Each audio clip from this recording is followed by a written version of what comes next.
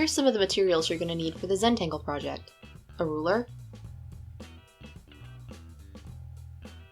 a pair of scissors,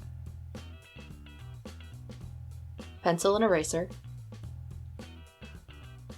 a Sharpie marker, a variety of black pens, 8.5 by 11 piece of copy paper and cardstock, and later on some watercolors and a few other things. We're going to start by preparing your paper. You're going to measure and cut your 8.5 by 11 piece of copy paper into a 5 by 8 inch rectangle. First, you're going to want to mark it at the 5.5 inch middle twice. Like the old saying goes, measure twice and cut once. Line up those dots and draw your line in the middle.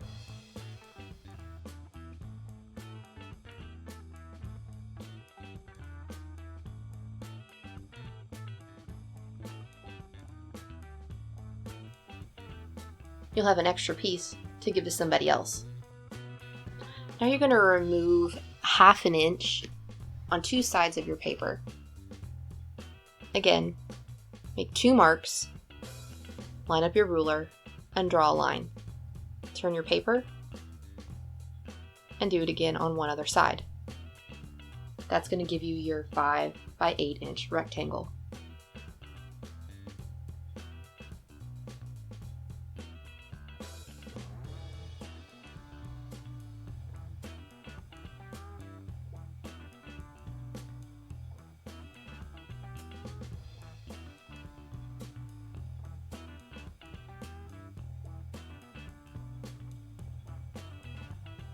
Next, you're going to grid the paper into 8 rectangles.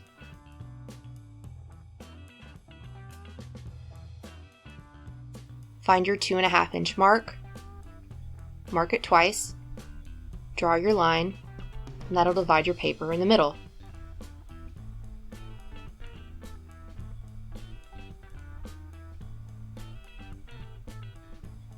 Then you're going to make a mark every 2 inches. At the 2, 4, and 6. Move your ruler and make a mark at the 2, 4, and 6.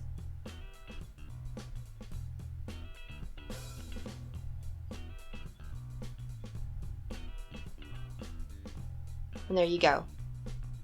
8 rectangles. You can use any of the pens or markers that we have as long as they're black. I'm going to use a really skinny one here. Line up your ruler and go over your pencil lines with whichever marker or pen that you choose.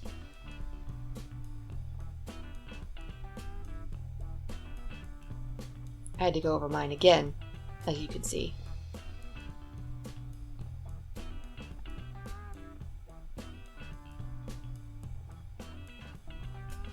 Then erase those pencil lines. We only want our pen and marker to show.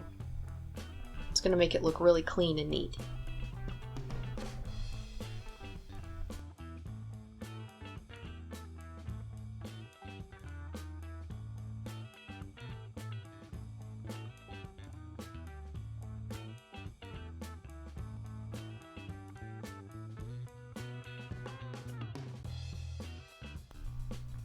Write your name on the front, pretty small. And now let's start our tangles.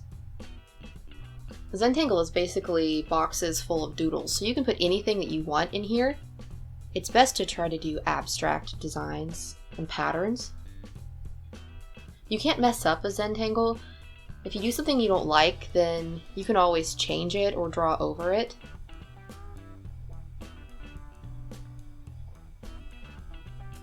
But of course you always have to do that with your pen or your marker.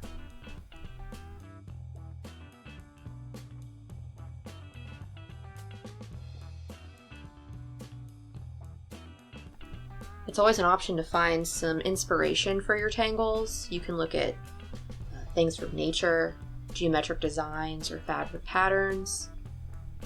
Little pictures are okay too.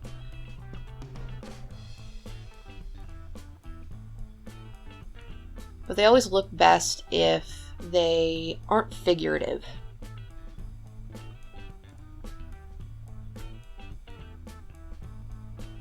Here I did a random squiggle and then just kind of filled it in with a whole bunch of patterns, and I think that one's my favorite out of all of the ones that I did.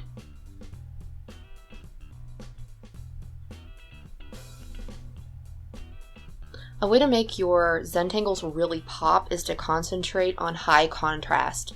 You want lots of blacks and white areas in the same tangles, but then you also kind of want to spread them out. So I tried to make a really dark design in one and then a lighter design next to it. Lots of variation helps too. Makes it super interesting to look at.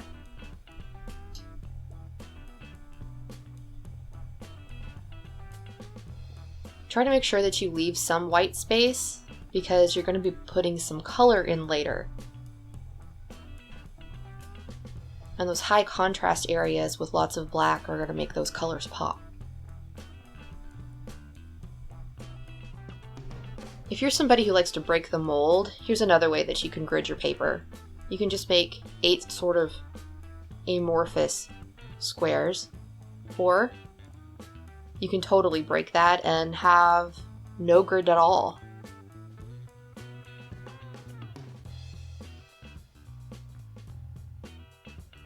So I'm going to take these up next and I'm going to get them on the copier and put them onto cardstock.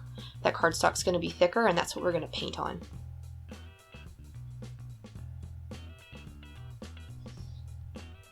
Part 2 is where we're going to paint and finish up our design.